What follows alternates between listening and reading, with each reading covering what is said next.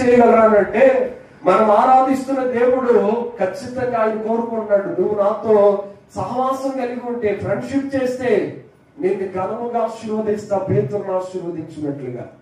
నాతో మాత్రమే కాదు, నాతో సహవాసం చేస్తే నేను ఏది దాచిపెట్టుకోకుండా ఒక స్నేహితుడు మరొక స్నేహితుడితో చెప్పుకున్నట్లుగా, జరగబోయే విషయాలు చెప్పినట్లుగా, జరుగుతున్న విషయాలు చెప్పినట్లుగా, జరిగిన విషయాలు చెప్పినట్లుగా మనం ఆరాధిస్తున్న నిజ రక్షకుడైన స్నేహితుడు కూడా ఖచ్చితంగా ఆయన చేయవలసిన దానిని ఏది కూడా దాచిపెట్టడంట మన దగ్గర. చేతులెత్తి స్తోత్రం చెప్పడం సార్.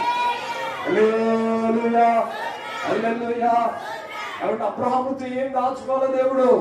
అబ్రహామా, నువ్వు నా ప్రియమైన స్నేహితుడు అని చెప్పాడు. స్నేహితుడు అంటే సాయంకాలం మధ్య నివసించి వారు మాట్లాడుకుని వెళ్ళిపోయే స్నేహితులు కాదు. ఎవరి స్నేహితులు అంటే బ్రాండీ షాపుల దగ్గర కలుసుకునే స్నేహితులు కాదు. ఈ స్నేహితులు